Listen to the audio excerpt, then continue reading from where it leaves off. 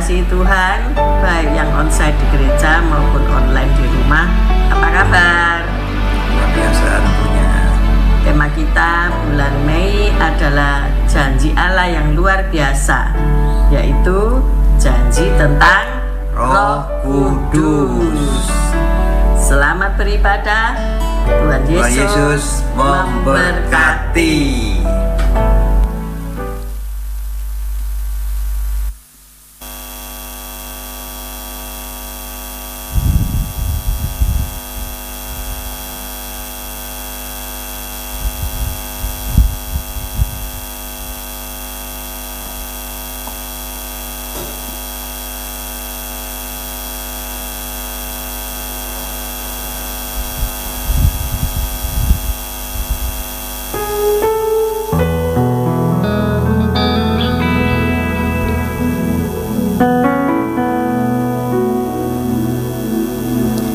Shalom, selamat malam semuanya.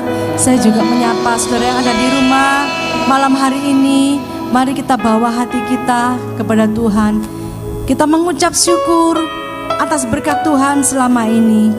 Hingga malam ini, saudara dan saya dapat bertemu di tempat ini, itu semua karena kasih Tuhan. Puji Tuhan. Mari kita satu di dalam doa. Sungguh kami bersyukur Tuhan malam hari ini, sebab sampai saat ini Tuhan masih menyertai kami. Sampai detik ini Tuhan, Engkau tetap mengasihi kami Tuhan. Terima kasih buat semua yang kami nikmati Tuhan malam hari ini Bapa. Dan Tuhan, kami rindu membawa hati kami. Kami rindu datang kepadamu Tuhan, membawa seluruh hidup kami, membawa seluruh pujian kami kepadamu Tuhan, sebagai ucapan syukur kami kepadamu Bapa. Terima kasih Tuhan. Segala pujian syukur kami naikkan padamu. Kami percaya Tuhan hadir menjamah dan melawat kami. Di dalam nama Tuhan Yesus, haleluya, amin.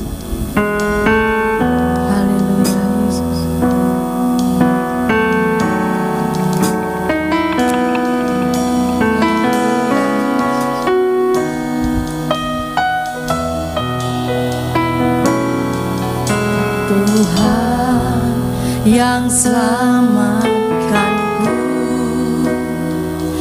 terima kasih Yesus. Kau Tuhan yang pulihkanku. Katakan terima kasih. Amin.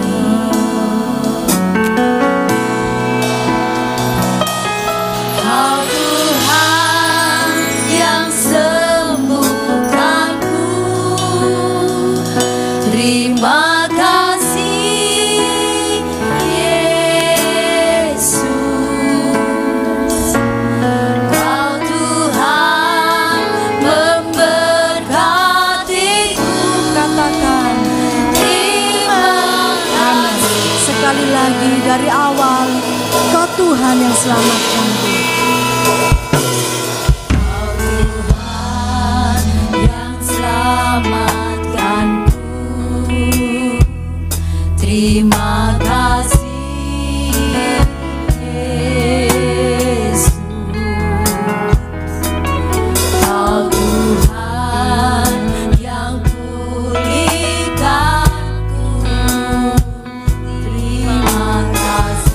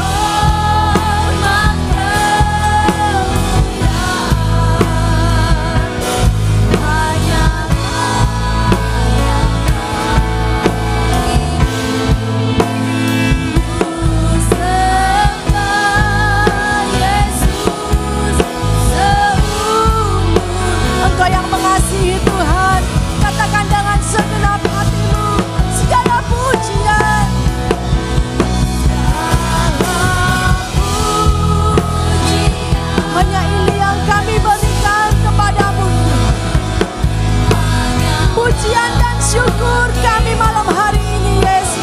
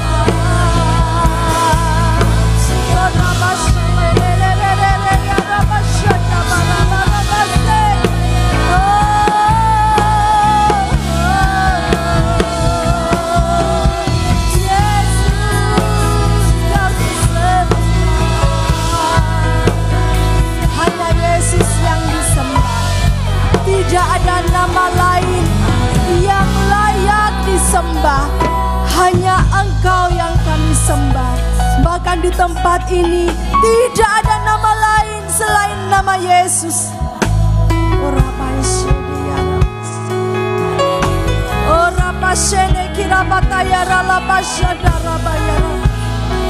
Allah yang sudah menyelamatkan kami, Allah yang sudah memulihkan keadaan kami.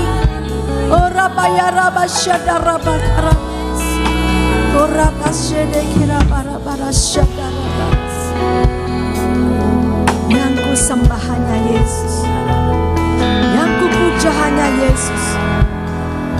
Katakan dengan segenap hatimu, dengan penuh cintamu kepada Tuhan. Haleluya. Yang ku sembah hanya Yesus. Amin. Yang hanya Yesus yang ku sanjung, hanya Yesus, sebab Kau Allahku. Sekali lagi yang ku sembah, yang ku sembah hanya Yesus. bahkan semua makhluk pun yang bernafas memuji menyembah Engkau. Hanya Amin. Yesus yang ku sanjung, hanya Yesus, sebab Kau Allahku. Yesus, Kau Allahku. Yesus, Engkau Tuhanku. Amin. Yesus, Engkau Rajaku yang turun ke dunia. Yesus, ku sembah Kau, Jurang. Di tempat ini Tuhan, curahkan Roh Kudus-Mu. Biar kami semua makhluk di tempat ini menyembah Engkau. Amin. Masuk hati. Katakan Yesus Kau Allahku. Yesus, Kau Allahku. Amin. Yesus, Engkau Tuhanku. Yesus, Engkau Rajaku yang turun ke dunia. Yesus, ku sembah Kau, curahkan Roh Kudus-Mu. Aku menyembah, masuk hati. Sekali lagi katakan Yesus Kau Allahku. Kau Allahku, Tidak ada Allah lain selain Yesus, Engkau Tuhanku. dan Engkau Rajaku. Engkau Rajaku yang turun ke dunia. Yesus, ku sembah Kau, curahkan Roh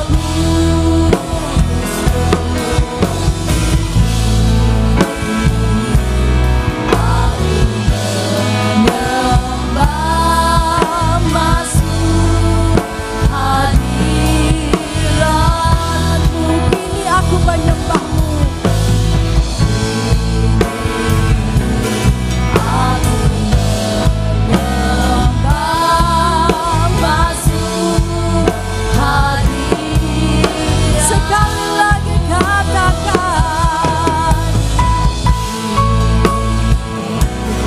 Aku menyembah, masuk hadirat-Mu.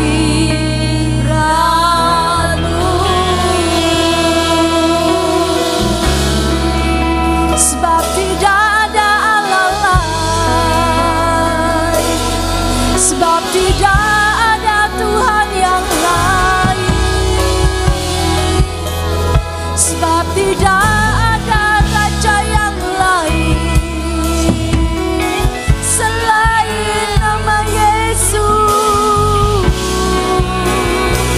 selain nama Yesus.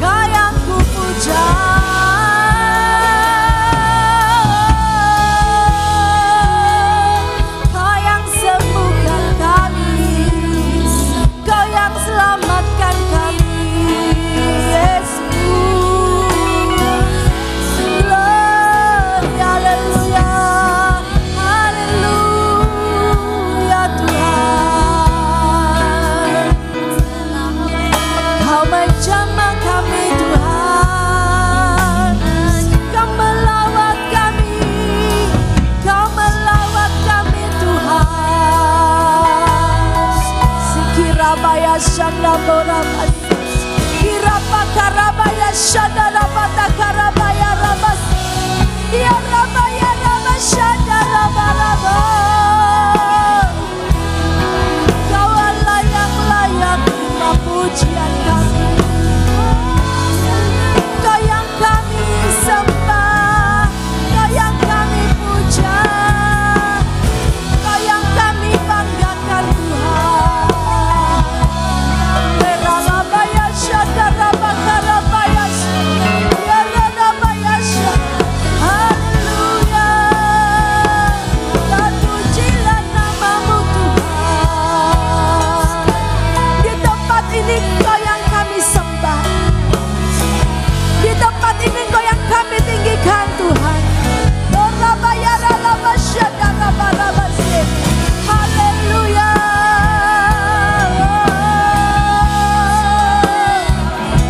Kau yang baik, Engkau Bapa yang baik, Engkau Allah yang baik bagi kami.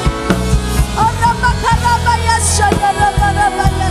Engkau yang memegang hidup kami Tuhan, Engkau yang memegang hidup kami Tuhan. Ya Rabaya Shadarabaya. Haleluya.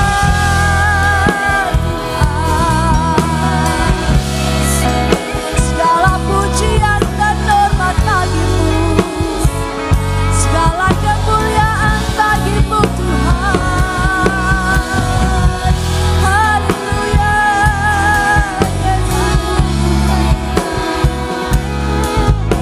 Orang abaya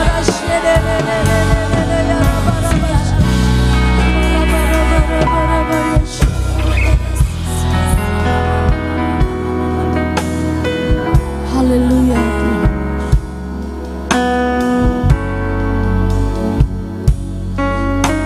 Engkau yang memegang tangan kami, dan Engkau yang memberikan kemenangan dalam hidup kami. Bahkan di tengah badai pun Tuhan selalu ada menopang kami. Sebab itu hati kami bersyukur. Kami tidak akan pernah takut akan dunia ini Tuhan. Sampai sejauh ini Engkau membawa kami Tuhan. Tidak pernah Engkau melepaskan kasih-Mu dalam hidup kami. Dan kalau sampai saat ini kami berdiri, kami boleh ada, Tuhan yang memanggil kami di tempat ini Tuhan. Orala basyana karapatas sedikerapatas. Orala bayashada karapaya sedere barabat. Orata karabaya sedara barabayas.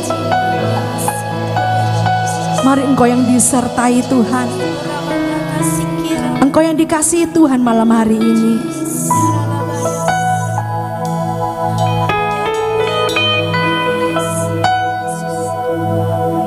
Mari angkat tanganmu di hadapannya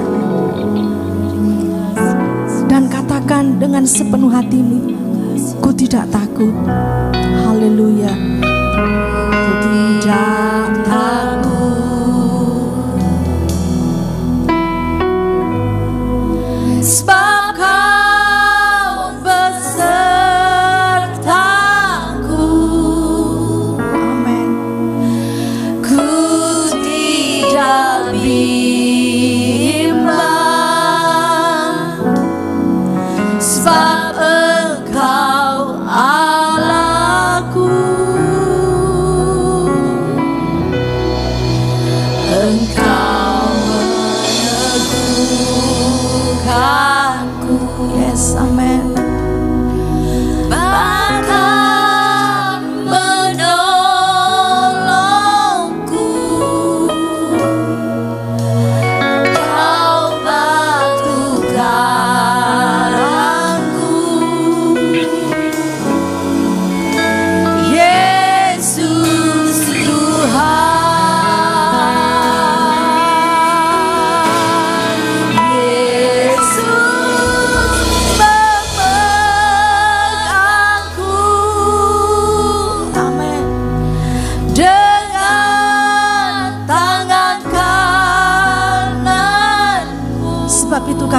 pernah takut dan khawatir Tuhan. Yesus Amin. Engkau yang memegang masa depan kami Tuhan.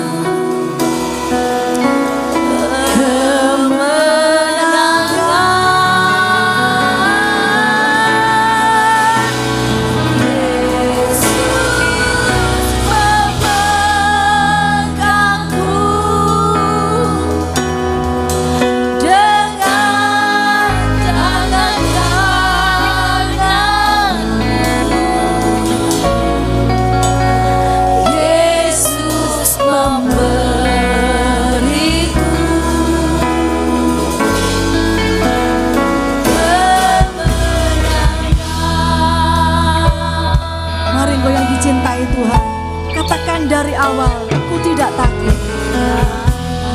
Amin. Sebab Kau besertaku,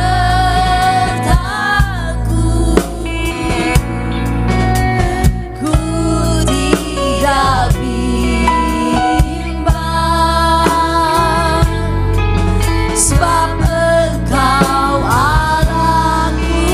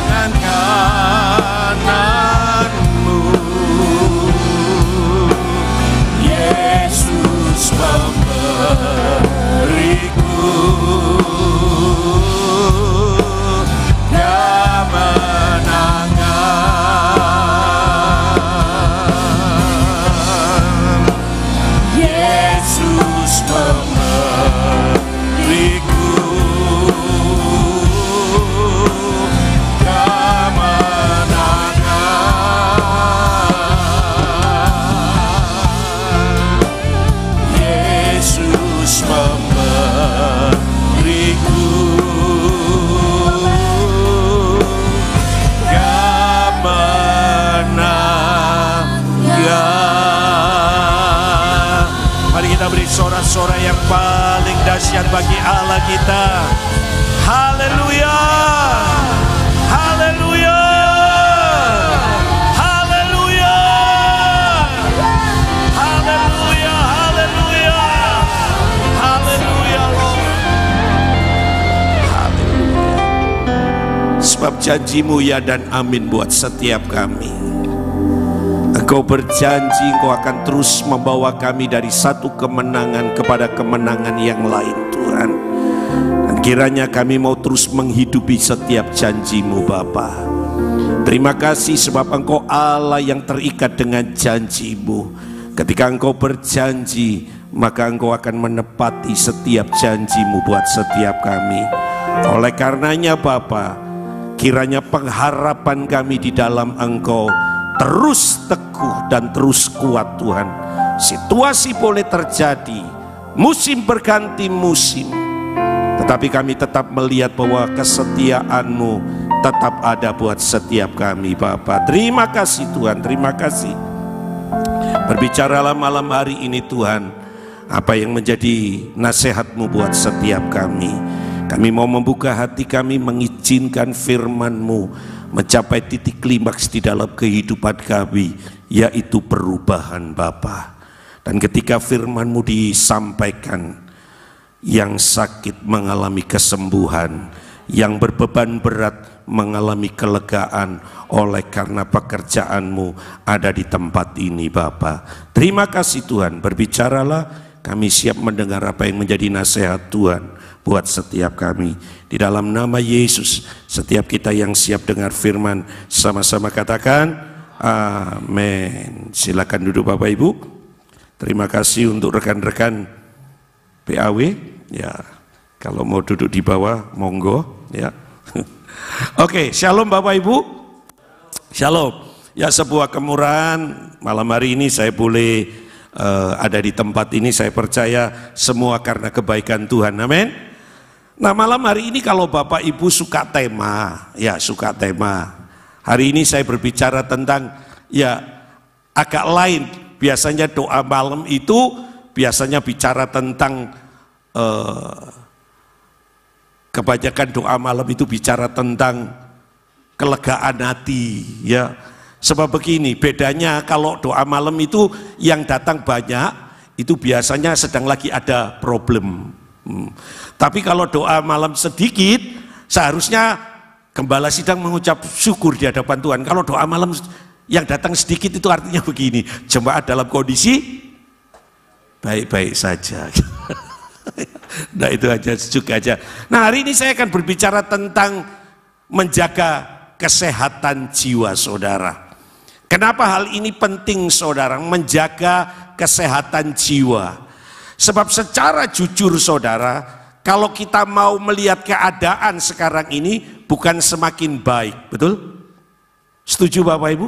Keadaan semakin sulit dan semakin sulit saudara.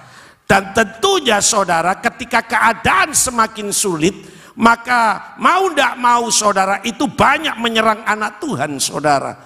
Dan tentunya ketika anak Tuhan mengalami serangan demi serangan, kadang-kadang jiwanya mengalami goncangan saudara.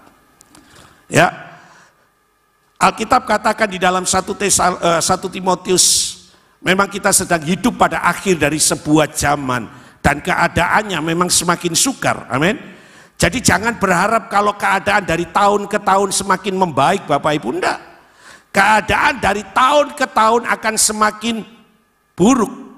Yang perlu menjadi kekuatan kita adalah bagaimana kita meresponi perjalanan hidup ini saudara.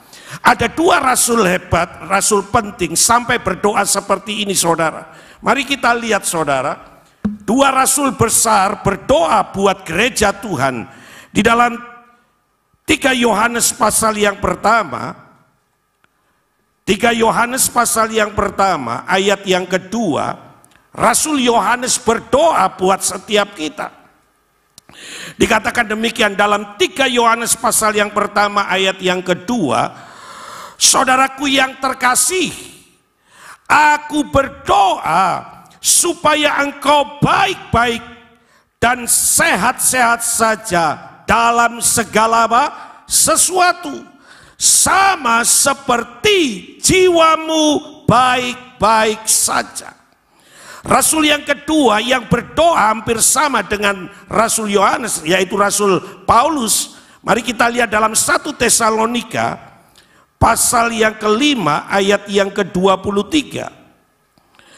1 Tesalonika pasal yang kelima ayat yang ke-23. Demikianlah firman Tuhan. Semoga Allah damai sejahtera menguduskan kamu seluruhnya, dan semoga roh, jiwa, dan tubuhmu terpelihara sempurna dengan tak bercacat pada kedatangan Yesus Kristus Tuhan kita. Ada dua rasul besar yang berdoa supaya setiap kita dalam keadaan jiwa kita baik-baik saja, saudara. Kalau kita bicara mengenai jiwa, ada tiga elemen penting di dalam jiwa, betul? Ada apa? Pikiran, perasaan, dan kehendak.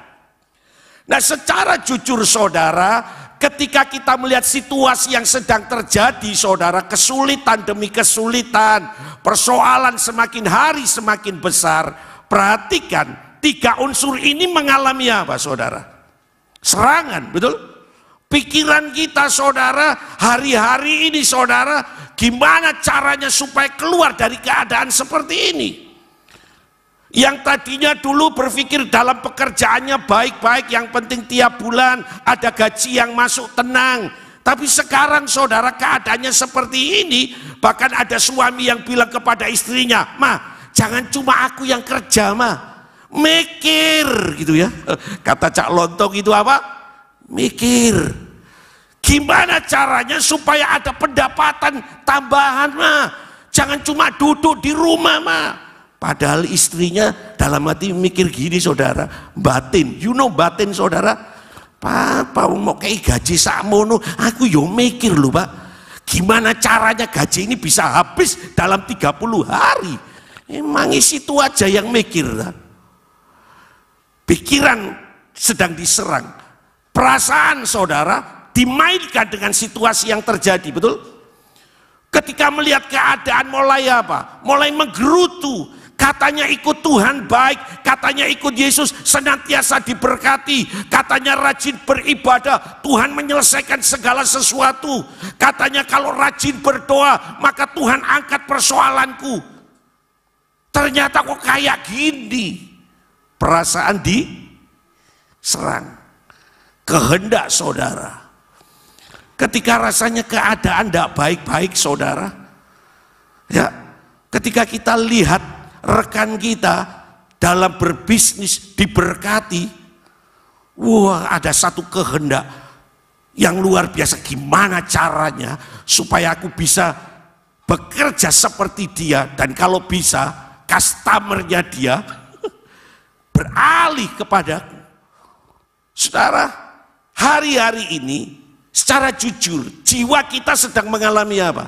Mengalami problem, saudara. Ya, jangan berpikir yang jadi jemaat aja.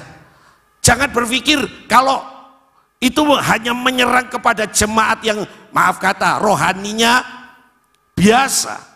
Tapi perhatikan, orang-orang yang rohani pun juga mengalami hari-hari ini, saudara. Di Alkitab ada satu kisah ketika ada seseorang mengalami jiwanya sedang tidak baik, maka tindakan yang diambil itu sesuatu yang sangat-sangat di luar nalar, saudara. Saya kasih contoh seorang pribadi yang secara roh, saudara, secara hikmat, Alkitab itu berkata hikmat yang dia miliki itu sama seperti nasihat yang dimintakan dari Tuhan, saudara. Tahu namanya, saudara? Ahitofel. Mari kita lihat, saudara. Ada satu contoh menarik. Dalam 2 Samuel pasal yang ke-17 ayat yang ke-23. Kita lihat terlebih dahulu dalam 1 Samuel pasal 16 ayat yang ke-23. 2 Samuel 16 ayat yang ke-23.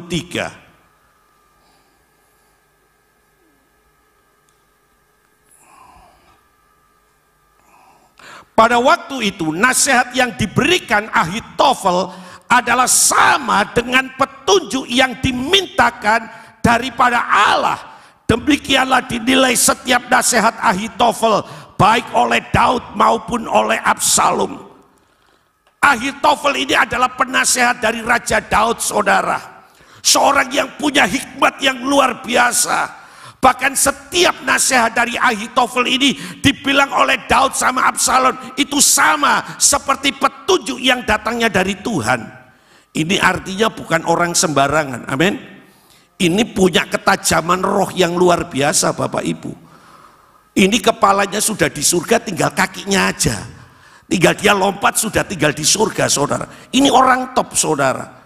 Saya percaya kalau Ahitofel hidup di zaman sekarang, saudara, itu tiap hari dia didatangi orang, saudara. Betul? Tanya petunjuk, Pak, apa yang harus saya lakukan? Orang tidak perlu doa puasa. Orang tidak perlu bergumul doa berlama-lama. Datang kepada Ahitofel, beres masalahnya. Betul? Orang hebat ini, saudara. Tapi perhatikan, saudara, ketika ada persoalan di dalam dirinya yang dia tidak bisa selesaikan, maka akhir hidup dari Ahitofel ini begitu tragis, saudara. Di pasal 17 mari kita lihat ayat yang ke-23, sama, saudara. Pasal yang ke-17 ayat yang ke-23, ketika dilihat Ahitofel bahwa nasihatnya tidak diperdulikan, dipasangnya pelana keledainya, lalu berangkatlah ia ke rumahnya, ke kotanya. Ia mengatur urusan rumah tangga, kemudian apa? Menggantungkan diri, demikianlah ia mati. Padahal kalau gantung diri itu sangat ditentang oleh Tuhan. Bunuh diri itu artinya menyerang kedaulatan Tuhan, saudara. Kenapa Ahitofel sampai seperti ini? Padahal hidup secara rohaninya hebat, hikmatnya luar biasa. Tapi ingat, saudara, ketika jiwanya lagi sakit, Ahitofel ini ngalami sakit jiwa, saudara. Bukan gila loh ya. Saya berbicara malam hari ini bukan untuk penyakit gila, enggak. Tapi mari kita lihat kondisi pikiran, perasaan kita, dan kehendak kita. Apakah semuanya itu selaras dengan Tuhan? Ahitofel kenapa berbuat seperti ini, saudara? Saya percaya kalau ada sekolah minggu kumlot pasti tahu ceritanya. Ya, ada yang lulusan kumlot sekolah minggu, ya puji Tuhan. Ada yang gini saya, Pak, puji Tuhan gitu ya. Ceritanya adalah begini. Siapa Ahitofel itu, saudara? Ahitofel adalah kakek dari Betseba. Langsung pasti tahu ceritanya. Siapa Betseba itu, saudara? Betseba adalah istri Uria yang diambil secara paksa oleh Daud. Karena Daud mengingini Betseba, saudara, Daud merancangkan sesuatu yang apa? Yang jahat. Daud menyuruh Uria untuk berperang di posisi terdepan dengan harapan Uria mati. Dan setelah Uria mati, maka Betseba diambil. Nah, apa yang dilakukan Daud itu diketahui oleh siapa? Ahitofel, karena Ahitofel ini adalah penasihat raja. Marah, saudara, dan rasa marah itu disimpan di dalam dirinya, saudara. Melihat apa yang dilakukan oleh Daud, saudara, Ahitofel kehilangan respek, kehilangan penghormatan kepada siapa? Daud. Sehingga tak kala Daud sedang ada konflik dengan anaknya, Ahitofel memilih untuk apa? Menyeberang, saudara. Menjadi penasihat siapa? Absalom. Dan nasihatnya pertama diterima, kedua diterima. Karena Absalom berpikir bahwa memang nasihat orang ini top, saudara. Tapi ternyata pada satu peristiwa, ketika nasihatnya tidak diterima, Ahitofel sakit hati, saudara. Dan ketika dia sakit hati, dia tidak bisa berpikir secara jernih, betul? Dia menggantungkan diri. Orang top lu saudara, orang hebat. Tapi ketika dia tidak menjaga kondisi jiwanya, dia mengalami keadaan seperti ini. Di Indonesia ada kasus yang menggemparkan saudara. Di Kalimantan Barat, seorang pemuda berusia 23 tahun, dia menganiaya ibu kandung sampai mati, disebabkan karena tidak dipenuhi keinginannya untuk memiliki sepeda motor, saudara. Bayangkan Bapak Ibu, akal sehatnya sudah apa? Hilang. Karena tidak dipenuhi loh keinginannya untuk punya sepeda motor. Saya nggak tahu apakah dia dapat bulian dari rekan-rekannya. Tidak ditulis secara terinci. Hanya karena keinginannya tidak dipenuhi oleh orang tuanya. Nah seharusnya kan akal sehat itu jalan. Kalau memang orang tuanya tidak punya duit, mau dipaksakan kayak apa saudara? Sampai ayam tumbuh gigi pun. Pernah lihat ayam tumbuh gigi Bapak Ibu? Enggak kan? Sampai kapanpun dia tidak mungkin. Karena memang secara ekonomi orang tuanya terbatas. Seharusnya sadar dia sebagai orang muda. Seharusnya dia bekerja, mengumpulkan keuangan untuk apa? Untuk beli sendiri. Itu jauh lebih apa? Lebih terhormat, betul? Bukan malah seperti itu Bapak Ibu. Dia menganiaya orang tuanya sehingga mati saudara. Ingat sekali lagi, ketika jiwa kita sakit saudara, itu bahaya. Coba tengok kanan kirimu, jiwanya baik atau enggak dia? Oh ya, ya baik. Langsung, oh aku baik. Takut saudara. Saudara, kita perlu hari ini melihat sejauh mana kondisi jiwa kita. Makanya dua rasul tadi berdoa loh saudara. Seorang rasul besar sampai dia memikirkan supaya orang Kristen punya jiwa yang baik saudara. Sebab hari-hari ini ketika persoalan kesulitan terjadi saudara, kadang-kadang kita mulai kehilangan tentang hal-hal yang sehat. Setuju Bapak Ibu? Setuju? Ya. Padahal kita ini perlu menjaga jiwa kita ini loh saudara. Jiwa kita ini, makanya tadi Paulus dan Yohanes berdoa supaya baik-baik jiwamu. Ada 3 alasan yang ingin saya sampaikan. Kenapa kita ini perlu menjaga jiwa kita ini saudara dalam kondisi baik. Yang pertama, mari kita lihat saudara. Ini alasan kenapa kita ini harus menjaga kondisi jiwa kita baik. Mari kita lihat Kejadian pasal yang pertama ayat yang ke-23. Ini alasan yang pertama kenapa kita ini perlu menjaga jiwa, yaitu pikiran, perasaan dan kehendak kita ini dalam keadaan yang baik. Pikiran yang sehat, melihat segala sesuatu dengan pikiran yang positif, betul? Ya. Pikiran perasaannya juga dipenuhi dengan damai sejahtera. Dibully orang pun ya tetap ada damai sejahtera, betul? Tidak ditegur oleh ibu gembala, bapak gembala ketika pulang dari gereja, tidak dapat salaman gitu, perasaannya tetap tenang. Amin. Punya kehendak yang diparalelkan dengan kehendak Tuhan. Tidak semua kehendak kita harus terpenuhi saudara. Nah di dalam Kejadian pasal yang pertama ayat yang ke-27, inilah alasan yang pertama kenapa kita ini harus menjaga jiwa kita untuk tetap dalam kondisi baik. Perhatikan, maka Allah menciptakan manusia itu menurut apa? Gambarnya. Menurut gambar Allah diciptakannya dia, laki-laki dan perempuan diciptakannya mereka. Saudara ingat, ketika Allah menciptakan Anda dan saya, Allah itu menciptakan dalam kondisi apa? Sempurna. Amin.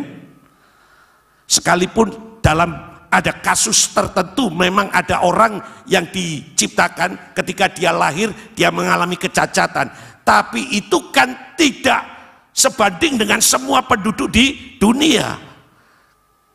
99,9% katakanlah setiap makhluk yang diciptakan Tuhan itu dalam keadaan apa? Sempurna. Tuhan menciptakan sempurna saudara, dan Tuhan titipkan itu kepada kita. Amin. Tuhan titip saudara. Tuhan titip kehidupan itu kepada Anda dan saya. Dan tentunya begini loh Bapak Ibu, kalau kita ini dititipin oleh seseorang, maka kita ini perlu apa? Menjaga. Untuk apa? Untuk menghormati siapa yang menitipkan barang itu kepada kita. Setuju Bapak Ibu? Saya ketika dititipin teman, ada teman bilang begini, Padak, aku mau pergi keluar kota, tapi aku tidak bawa mobil. Aku tidak bawa mobil Pak Anang. Mobilku tak titip no rumahmu ya Pak Anang. Sebab kalau tak taruh rumahku deg-deg ser. Karena tidak ada orang, lah ada mobil kan agak riskan gitu kan. Jadi dia berpikir gini, tak titip no, bisa Pak Anang. Ya bisa, nggak apa-apa. Halaman rumahku itu luas. Saya bilang luas karena jalan raya. Titipkan aja nggak apa-apa, dijamin aman karena keamanannya cukup terjamin. Itu ada Pak Suwito itu tahu karena kita satu perumahan. Aman gitu. Oh gitu Pak Anang ya, ya tak titipkan. Nah ketika dititipkan ke saya, saudara, anak saya telepon saya, Pak, aku lagi butuh Pak, pergi, lah mobilnya dibawa Papa, aku tak pinjem punya temennya Papa. Saya langsung ngomong, no, itu punya orang. Kalau kamu sabar nunggu, kalau kamu tidak sabar naik grab, nanti Papa taruh, Papa samperin kamu, mobil saya taruh, Papa tak pulang naik grab. Itu jauh lebih aman. Sekalipun bondo duit oke kan saudara. Bagi saya, apa yang dipercayakan teman itu saya harus jaga saudara. Sebagai rasa penghormatan saya kepada beliau, betul? Hal yang sama, tak kala Tuhan menciptakan kita, Tuhan menciptakan dalam keadaan sempurna, termasuk jiwa kita. Bukan hanya tubuh kita saudara, tapi jiwa kita ini sempurna. Dan kita perlu menjaga kepercayaan itu. Sebab ada satu ayat saudara, mari kita lihat 1 Samuel pasal yang kedua. 1 Samuel pasal yang kedua ayat yang ke-30. Demikianlah firman Tuhan saudara, satu pernyataan penting buat kita. Sebab itu demikianlah firman Tuhan Allah Israel, sesungguhnya aku telah berjanji, keluargamu dan kaummu akan hidup di hadapanku selamanya. Tetapi sekarang demikianlah firman Tuhan, jauhkanlah hal itu daripadaku. Sebab siapa yang apa? Menghormati aku, akan kuhormati. Tetapi siapa yang menghina aku, akan kupandang rendah. Tak kala kehidupan ini dipercayakan oleh Tuhan dalam kehidupan kita Bapak Ibu, kita belajar harus menghormati Tuhan. Amin. Amin. Ya. Sebab ini janji Tuhan. Siapa yang menghormati Tuhan, Tuhan akan hormati. Bayangkan Bapak Ibu, Tuhan sampai menghormati manusia. Dan kasus itu pernah terjadi loh. Ayat ini bukan cuma sekedar sebuah pernyataan, tapi ayat ini pernah dilakukan oleh Tuhan. Ingat kasus ketika Tuhan marah terhadap penduduk Sodom dan Gomora, saudara ingat? Tuhan tidak membinasakan kota ini, tapi Tuhan merasa apa? Sungkan kepada siapa? Abraham. Karena di kota itu ada siapa? Lot. Setuju saudara? Tuhan itu mau menghancurkan kota Sodom dan Gomora saudara. Itu hak Tuhan. Tapi waktu Tuhan mau menjatuhkan hukuman itu, Tuhan ingat, oh no, jangan ditahan malaikat. Malaikat itu sudah siap-siap saudara, menurunkan api. Tahu-tahu Tuhan bilang, sabar mas, sabar. Ada Lot. Malaikat tanya, Lot siapa Tuhan? Lot ponakannya Abraham. Tunggu dulu. Sebab Abraham itu sahabatnya Tuhan, betul? Maka Tuhan mendatangi Abraham dulu. Ngomong dulu saudara. Bayangkan lu Bapak Ibu, itu kalau Anda dan saya, Allah sampai berperilaku seperti itu. Betapa luar biasanya hidup ini saudara, betul? Sungkan lu Allah. Kita aja kadang-kadang tidak ada sungkan. Tuhan itu sampai sungkan, sehingga ketika Tuhan mau membinasakan ada tawar-menawar. Ya, Abraham bilang gini, kalau ada 50, padahal nggak ada orang 50 benar di situ, sebab semua orang yang ada di situ hancur semua hidupnya, termasuk siapa? Lot. Lot itu bukan orang baik saudara, termasuk istrinya. Siapa istri Lot? Namanya Bulot. Selesai. Nggak usah dipikir panjang saudara. Ya, ngapain harus dipikir panjang? Istrinya Pak Lot siapa? Bulot. Selesai saudara. Jadi nggak usah siapa ya, cari di konkordan, nggak usah cari di Google, nggak ada. Istrinya Lot, Bulot. Keluarga Lot bukan keluarga yang baik Bapak Ibu. Waktu tawar-menawar antara Tuhan dan Abraham, Abraham sadar bahwa keponakannya ini juga brengsek saudara. Halo. Tapi kasih karunia berlaku dalam kehidupan Lot saudara. Kenapa? Karena Tuhan menghormati Abraham. Jadi yang pertama saudara, alasan kenapa kita perlu menjaga pikiran, perasaan dan kehendak kita ini dalam kondisi baik. Karena kita mau menghormati Dia yang telah mempercayakan dalam hidup kita. Amin. Alasan yang kedua saudara, Amsal pasal yang keempat ayat yang ke-23. Dalam kekristenan, hati itu identik dengan jiwa. Dan di dalam Amsal pasal yang keempat ayat yang ke-23 dikatakan begini, jagalah hatimu dengan apa? Segala kewaspadaan, karena dari situlah terpancar apa? Kehidupan. Ketika jiwa kita baik saudara, maka pertumbuhan rohani dan pertumbuhan jasmani kita juga baik. Harus balance saudara.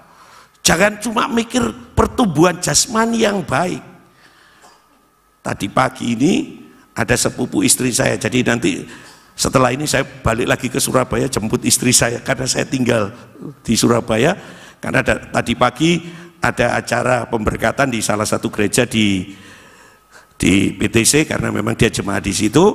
Nah, setelah pemberkatan ada ramah tamah dengan keluarga. Dan berkepanjangan terus ngobrol ya, ketemu saudara jauh ngobrol sampai jam 5 enggak selesai. Saya ngomong, saya ada tugas, saya izin dulu pulang. Mereka bilang, terus yang jemput siapa? Saya jemput lagi gitu ya. Saya jemput lagi gitu. Saudara, ya begini.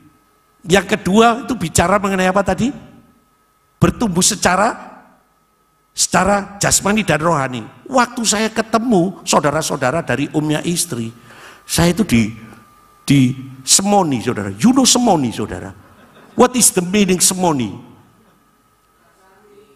Dirasani itu di belakang saudara. Di seneni yois kayak gitu. Nang, wetengmu nang. Waduh. Ya. Kamu gak jaga kesehatan ya. Ada apa-apa kamu ya? Anakmu sih 2 nang gitu loh. Marah-marah saudara. Padahal ini sudah turun loh saudara. Percaya saudara, ini sudah turun gitu loh. Istri saya bela, Om, dia sudah turun, Om, sudah turun. Turun kok kayak gini. Ini one pack saudara, kumpul di sini semua gitu loh ya kan? Ya. Serba repot. Kalau gembala kurus katanya tidak dipelihara Tuhan. Ya Pak Yusa. Kalau hamba Tuhan kegendutan katanya nggak rajin puasa. Ya bingung gitu loh saudara. Cari pembenaran. Yang kita perhatikan cuma apa? Sisi jasmani. Tapi yang rohani enggak saudara. Makanya ketika kita ini bisa menjaga jiwa kita, maka pertumbuhan rohani kita juga apa? Sehat saudara. Kalau maaf kata, Anda beribadah tapi pikiran Anda jahat, perasaan Anda jahat, maka apa yang Anda dapat dari ibadah saudara? Enggak dapat apa-apa.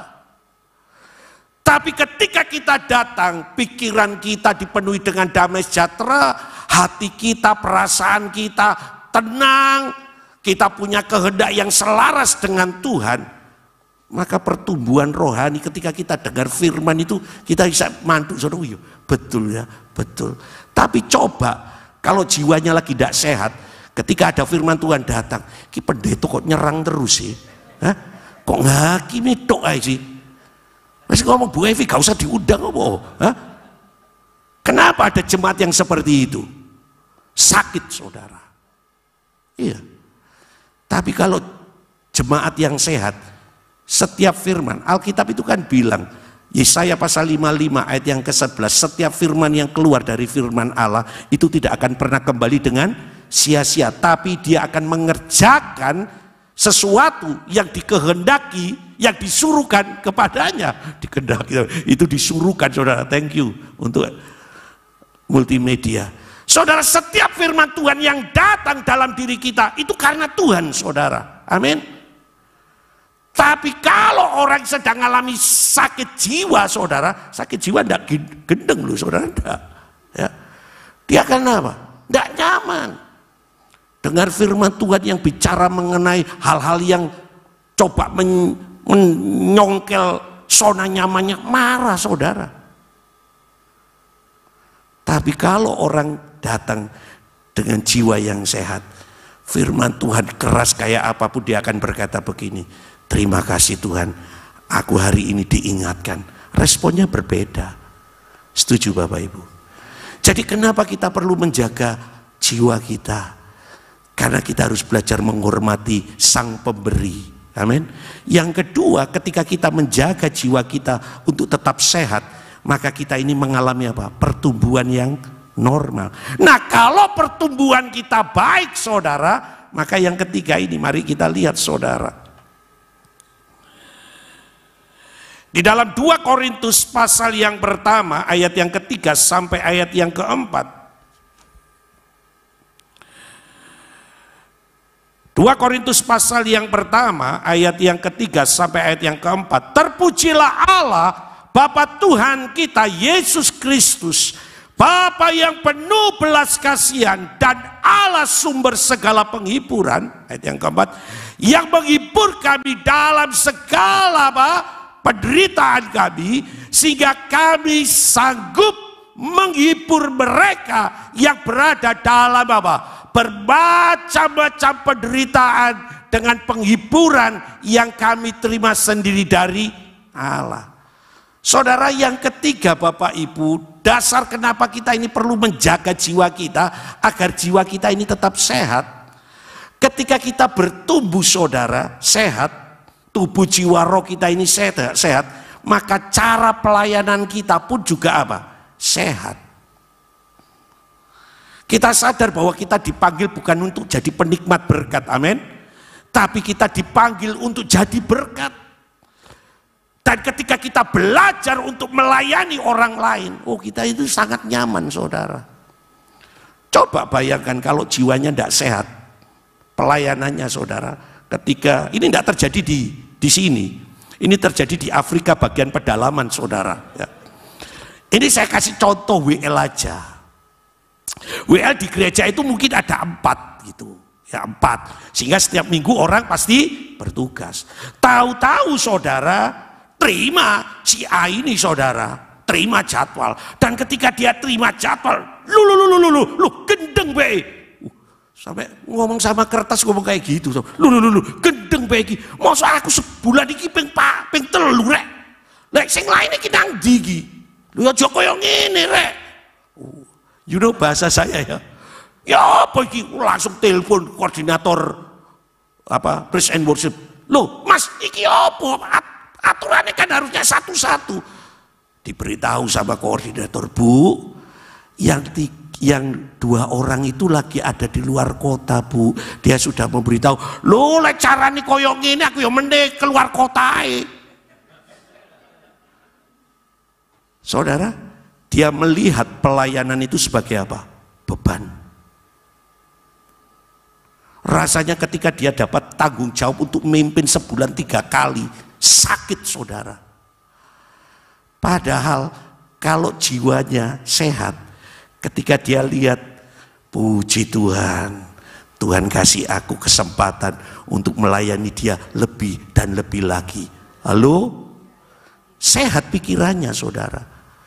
Jiwanya, perasaannya sehat. Tapi WL di sini enggak. Ini terjadi di Afrika, bagian pedalaman saudara. Sehingga cara melayaninya saudara akan excellent. Jauh lebih baik saudara. Disuruh gembala, disuruh melayani, dia akan berkata, siap, terima kasih kalau saya dapat kepercayaan. Enggak mengeluh saudara. Halo? Inilah 3 alasan kenapa kita ini perlu menjaga hati kita. Menjaga jiwa kita ini Bapak Ibu, supaya dalam kondisi baik-baik saja saudara. Amin. Daud pernah mengalami situasi yang sulit juga. Mari kita lihat dalam Mazmur pasal yang ke-43 ayat yang ke-5 saudara. Bagaimana caranya supaya kita ini bisa menjaga kesehatan jiwa kita. Daud mengajarkan sebuah prinsip yang luar biasa. Mazmur pasal 43 ayat yang ke-5, dia bilang begini, mengapa engkau tertekan hai jiwaku, dan mengapa engkau gelisah di dalam diriku? Berharaplah kepada Allah, sebab aku bersyukur lagi kepadanya, penolongku dan Allahku. Saudara, cara untuk kita ini dapat menjaga kesehatan jiwa kita, yang pertama saudara, mungkin terlalu klise, terlalu katakanlah umum, tapi ini ya Daud aja sampai berkata, Daud itu raja loh saudara, dia ternyata juga mengalami tekanan, dan jiwanya dia sedang tertekan loh saudara. Tapi rupanya Daud punya cara jitu.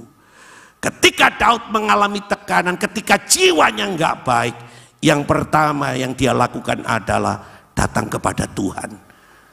Sebab Allah adalah penolong dalam kehidupan Daud saudara. Datang kepada Tuhan. Lewat apa? Lewat doa kita. Sebab ketika kita doa saudara, kita ini sedang menyampaikan segala sesuatunya kepada Tuhan. Dan ketika kita sudah menyampaikan segala sesuatunya, kita akan minta petunjuk dari Tuhan, betul? Dan petunjuknya adalah ketika kita membaca firman. Hal yang sederhana, berdoa dan membaca firman. Mari kita lihat Filipi pasal yang ke-4. Filipi pasal yang ke-4.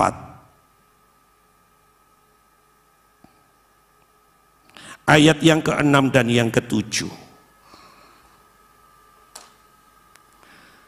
Ini cara bagaimana hari-hari ini kita perlu menjaga kesehatan jiwa kita. Janganlah hendaknya kamu khawatir tentang apapun juga. Siapa yang tidak khawatir hari ini? Tolong angkat tangan. Yang tidak khawatir, semua turun tangan. Berarti semuanya sama, saudara. Siapa yang tidak khawatir hari-hari ini, saudara? Ya, keadaannya tidak semakin baik loh. Mentor saya bilang begini, saudara. Ya, dia datang secara khusus ke rumah. Dia nasihati saya gini, Nang, hati-hati bulan Juni. Bulan Juni, hati-hati. Saya tanya, kenapa Pak? Wis sembayang aja, sembayang. Saya mikir Juni, Mei ya wis gelagepen kayak gini sudah. Apalagi Juni nanti, saya langsung mikir gini, aduh apa yang terjadi. Tapi dia bilang berdoa. Dan itu ternyata juga Daud ngalami loh saudara. Daud itu raja loh. Tapi Daud tahu bagaimana caranya supaya jiwanya tidak terkamiri dengan keadaan saudara. Datang kepada Tuhan. Mazmur 23 sampai Daud itu menaikkan sebuah mazmur ya. Mazmur 23 ini mazmur yang keren menurut saya. Tuhan adalah gembalaku, takkan kekurangan aku. Sekalipun aku berjalan dalam lembah bayang maut, aku gak takut, sebab Tuhan besertaku. Saudara, cara bagaimana kita ini bisa menjaga kesehatan hati kita, tetap dekat dengan Tuhan. Yang kedua, yang terakhir saudara, yang terakhir ini paling senang saudara. Bagaimana cara kita ini bisa menjaga kesehatan jiwa kita? Miliki komunitas yang benar. Miliki komunitas yang benar saudara. Alkitab jauh hari mengingatkan dalam 1 Korintus pasal yang ke-15 ayat yang ke-33 ya, dikatakan demikian. 1 Korintus pasal yang ke-15 ayat yang ke-33, janganlah kamu sesat, pergaulan yang buruk merusak kebiasaan yang baik. Saudara, hati-hati Anda membangun komunitas ya. Bagi saya, ini bagi saya loh, terserah Anda mau pakai apa enggak, terserah. Bagi saya lebih baik punya 2 teman yang membawa hidup saya kepada kehendak Tuhan, daripada saya punya 10 orang yang justru membawa saya keluar dari rencana Tuhan. Kadang-kadang kita ini kalau punya teman sedikit bingung, betul? Kadang-kadang ini ibu-ibu biasanya tanya, di grup, di HP-mu ada berapa grup? Aku cuma punya 3, kalah aku 14. Bangga saudara, punya di HP-nya itu 14 grup saudara, bangga. Tapi ternyata isinya chattingannya apa saudara? Ngerasani, boy enggak masuk saudara. Loh, saudara, lebih baik kita punya teman maaf 2, tapi 2 teman ini terus menolong kita untuk hidup kita ini selaras dengan Tuhan. Enggak peduli saudara, kita dikucilkan, temanmu cuma 2, enggak masalah. Saya juga enggak punya banyak teman ya. Teman saya dapat terhitung saudara, sampai 1000 kan dapat terhitung saudara. Saudara, miliki komunitas yang benar. Salah satu ciri komunitas yang benar, ayat terakhir mari kita lihat, sungguh-sungguh ayat terakhir saudara.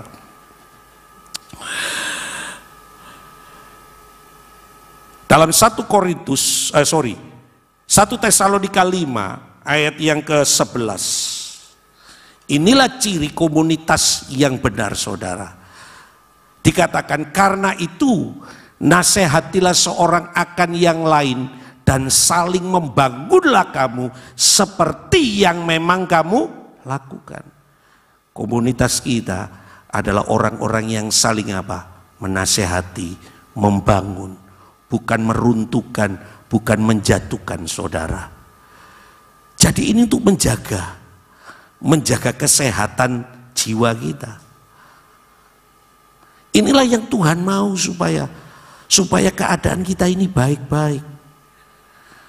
Alasan kenapa orang sampai mengalami gangguan kejiwaan itu biasanya disebabkan oleh karena yang seringkali adalah gini saudara, menaruh kebencian.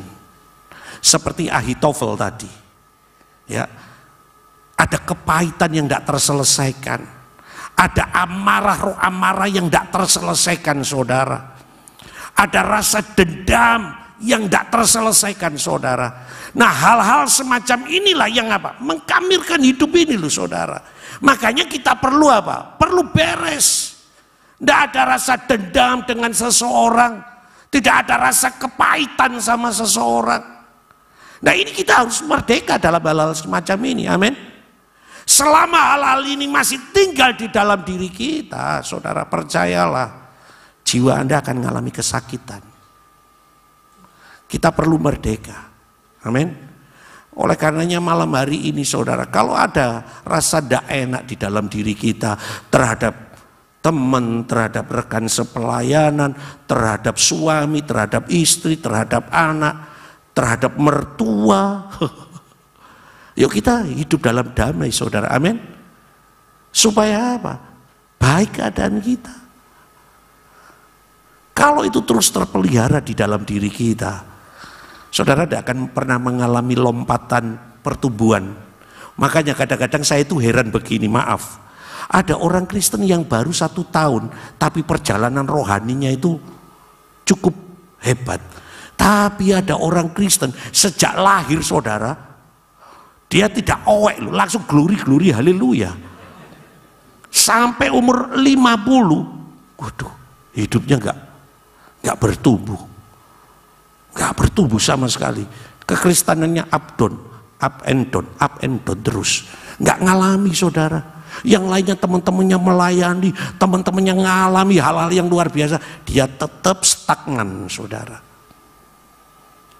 Oleh karenanya malam hari ini, yuk kita jadi orang yang merdeka, amin. Saya nggak tahu apa yang jadi persoalan pribadi Anda, ya. Saya juga kaget temanya tentang Roh Kudus. Saya waktu di WA tidak ada tema, tapi ini yang Tuhan taruh. Selama jiwa Anda tidak sehat, apapun yang Anda kerjakan itu tidak memberi dampak apa-apa. Entah Anda melayani, entah Anda ada di jemaat, tidak akan ada dampak apa-apa. Anda hanya cuma mengerjakan rutinitas saja. Tapi kalau jiwa Anda baik saudara, pelayanan Anda berkenan di hadapan Tuhan, persekutuan Anda dengan tubuh Kristus itu juga mengalami berkat yang dari Tuhan. Amin. Saya undang kita semua bangkit berdiri. Sekali lagi, Rasul Paulus dan Rasul Yohanes, dia sampai berdoa saudara. Itu doa yang tidak main-main saudara. Dia berdoa, dia menginginkan supaya orang Kristen dalam kondisi baik jiwanya. Bicara mengenai jiwa, bicara mengenai pikiran, perasaan dan kehendak. Saya nggak tahu apa yang sedang terjadi dalam hidup Bapak Ibu Saudara. Tapi ketahuilah, jangan berpikir bahwa saudara kuat. Daud seorang raja, semua kebutuhan Daud terpenuhi, betul? Dia raja loh Bapak Ibu. Apa yang tidak ada dalam diri Daud saudara sebagai seorang raja? Ya, bicara mengenai kekayaan, dia melimpah. Segala kebutuhannya tercover. Tapi ada kegelisahan di dalam diri Daud. Sampai dia berkata kepada jiwanya, kenapa engkau tertekan jiwaku? Alasannya satu, karena ketika Daud sibuk, Daud melupakan Tuhan. Kadang-kadang maaf, kesibukan-kesibukan kita kadang-kadang membuat kita jauh dari Tuhan. Oleh karenanya malam hari ini Bapak Ibu, cek hati kita, cek jiwa kita. Apakah pikiran kita seperti yang tertulis di dalam Filipi pasal yang keempat ayat yang ke-8, segala yang manis, segala yang baik, segala yang suci, segala yang murni, pikirkanlah itu. Apakah hari ini pikiran kita dipenuhi dengan pikiran Kristus, atau justru sebaliknya, hari ini pikiran kita dipenuhi dengan hal-hal yang jahat? Saya nggak tahu Bapak Ibu. Tapi malam hari ini ada sebuah undangan yang disampaikan oleh Daud. Datang kepada Tuhan. Saya minta WL menaikkan pujian bagi Tuhan. Mari kita datang di hadapan Tuhan. Mari kita bereskan. Kalau toh ada hal-hal yang salah dalam pikiran kita, mungkin terhadap suami, terhadap pasangan kita, mari kita belajar untuk berdamai.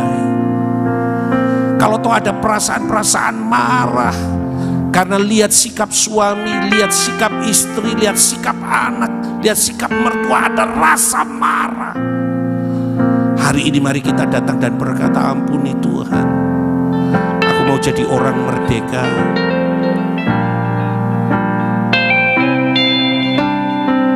Ya, Kau sertai jalanku. Mari naikkan pujian ini dengan hati kita. Sepanjang hidupku, ya Tuhan,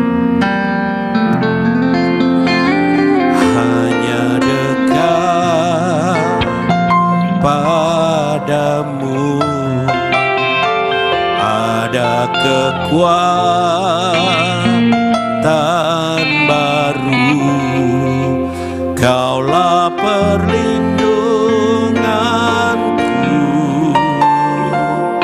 keselamatan.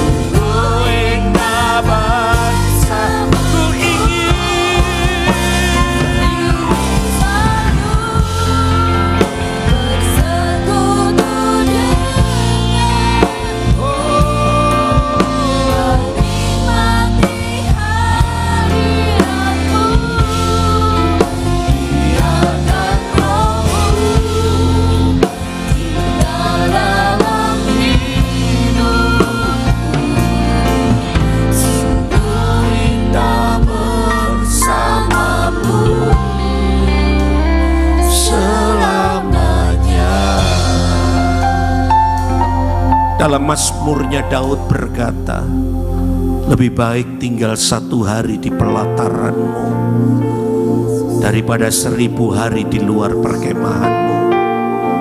Daud sungguh-sungguh bisa merasakan ketika hidupnya dekat dengan Tuhan, maka semuanya terpelihara dalam kehidupan Daud. Tubuh, jiwa, dan rohnya terpelihara ketika Daud dekat dengan Tuhan. Oleh karenanya malam hari ini Bapak Ibu, kalau kesibukan yang Anda sedang alami sehingga membuat engkau jauh dari Tuhan, firman-Nya berkata, kembalilah kepadaku, kembali kepada Tuhan. Mari kita punya keintiman kembali dengan Tuhan, agar terpelihara tubuh, jiwa, dan roh kita. Sekalipun ada banyak tantangan, ada banyak persoalan, tapi ketika jiwa kita sehat, maka semuanya itu tidak mempengaruhi perjalanan hidup kita. Oleh karenanya malam hari ini mari kita selidiki pikiran kita, perasaan kita, dan kehendak kita. Apakah semuanya selaras dengan apa yang dipikirkan oleh Tuhan malam hari ini? Kalau ada hal-hal yang masih salah, datang kepada Tuhan dan minta pengampunan malam hari ini. Tidak ada kata terlambat malam hari ini bagi Tuhan. Tuhan bisa memulihkan keadaan Daud. Tuhan yang sama juga malam hari ini sanggup memulihkan keadaan Bapak Ibu saudara-saudara. Oleh karenanya malam hari ini datang dan berkata, ku ingin selalu bersekutu denganmu, menikmati hadiratmu, biarkan rohmu tinggal dalam hidupku. Sungguh indah bersamamu selamanya. Orala parala parala parala basata karalamu.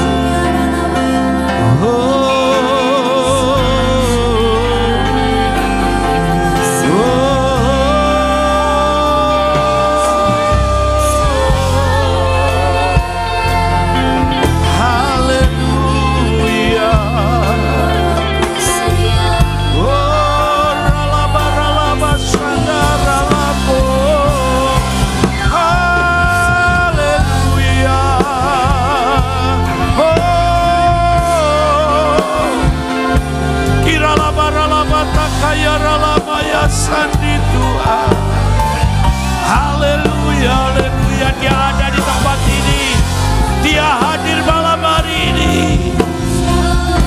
Dan dia rindu memulihkan jiwamu. Dia rindu memulihkan jiwa setiap kita. Haleluya,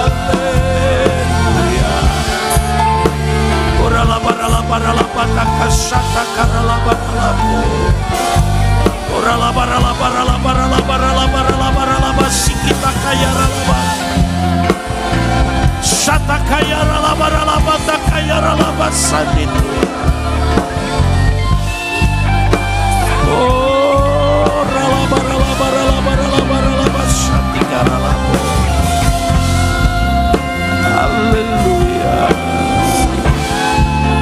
Mari jamah setiap kami Tuhan malam hari ini. Kami perlu jamahan-Mu. Kami perlu jamahan-Mu. Menolong kami Tuhan. Menolong kami Tuhan. Oralaba satakarala. Tuhan, kami mau jadi orang merdeka. Kami tidak mau tertawa jiwa kami. Kami tidak mau jiwa kami tertekan Tuhan. Oralaba takaya ralaba satakarala. Oralaba satakarala satakarala. Oralaba takaya ralaba satakarala.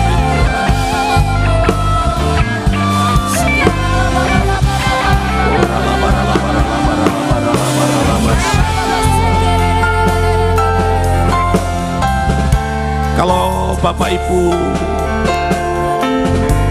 merindukan kelegaan di dalam jiwamu, datang kepada Tuhan malam hari ini. Saudara bisa maju ke depan. Kita mau saling mendoakan. Tidak ada orang yang super di ruangan ini. Komunitas yang baik adalah komunitas yang saling membangun. Kalau engkau rindu mengalami kelegaan, kalau engkau mau mengalami kemerdekaan, saudara bisa maju, tidak usah sungkan. Nanti para hamba-hamba Tuhan di tempat ini akan berdoa. Gak ada yang salah. Jangan merasa terintimidasi. Jangan takut dilihat oleh orang-orang yang ada di sekitarmu. Tuhan hargai keterbukaan. Dari tempat dudukmu, engkau bisa angkat tangan. Kalau engkau rindu untuk didoakan, angkat tanganmu di hadapan Tuhan. Ya, ya. Terima kasih Tuhan. Saya minta para hamba Tuhan di tempat ini untuk berdoa. Ada beberapa orang yang mengangkat tangan. Saya rindu mereka didoakan. Haleluya. Tidak usah malu. Ini bicara pribadimu dengan Tuhan. Haleluya. Haleluya. Tuhan kau lawat mereka Bapa. Setiap tangan-tangan yang terangkat Tuhan malam hari ini, kiranya kasih-Mu membebat setiap mereka Bapa. Terima kasih. Sebab Engkau Allah kasih. Engkau yang memampukan Tuhan. Malam hari ini aku berdoa untuk seluruh jemaat di tempat ini. Kiranya mereka mengalami kelegaan di dalam jiwa mereka. Allah damai sejahtera, kiranya Engkau berperkara malam hari ini di tempat ini. Hamba selesai menyampaikan apa yang menjadi kerinduan-Mu, tapi Roh Kudus hamba terus meminta supaya Engkau terus bekerja di dalam diri setiap jemaat. Terima kasih Bapa. Terima kasih Tuhan. Saya serahkan buat hambanya.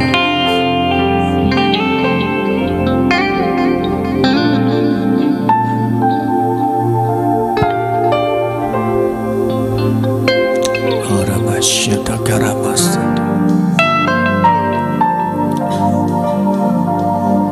Pujilah Tuhan, hai jiwaku. Pujilah Tuhan di dalam segala perkara.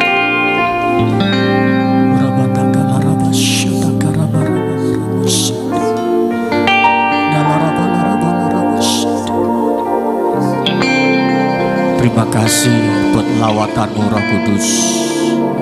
Terima kasih. Kami sungguh merasakan Tuhan ada di tengah-tengah kami.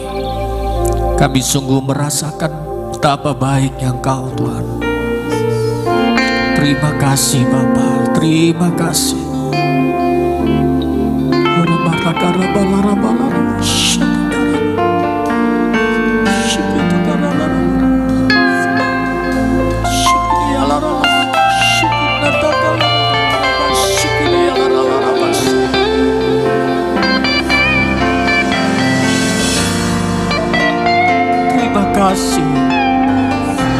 Terima kasih.